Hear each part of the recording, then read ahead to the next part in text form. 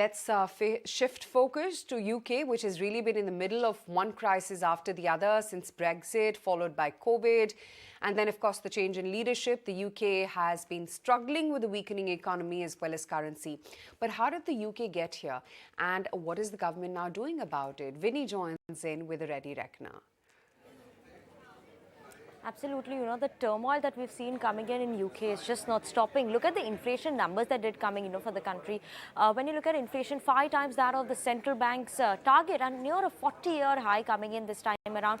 Let's not forget the soaring energy prices that have caused additional burden coming in on the country as well. Natural gas prices have continued to rise. The issue between Russia, the supply coming in from there is a problem coming in for the European countries and UK as well.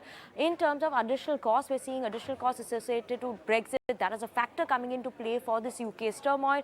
The debt, that is a factor on terms of unsustainable path, and public debt is somewhere around the 96% mark as well of GDP. And the trade gap has continued to increase and it's at an all-time high.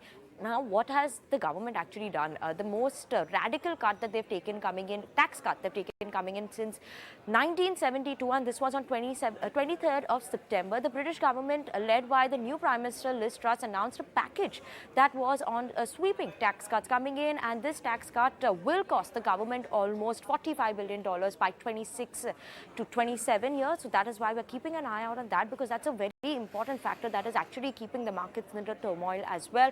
The measures were actually meant for aiding a lending hand to the UK economy, especially which is stumbling on and moving towards the recession side. So that is affecting them as well. Plus the plans of large scale borrowing is something that is affecting them. Now, what can the Bank of England actually do to support this and help this stop is analysts believe that the emergency rate hike is something that could calm the nerves coming in for the market. So that are factors that we're keeping an eye out on, maybe what analysts are expecting from the Bank of England.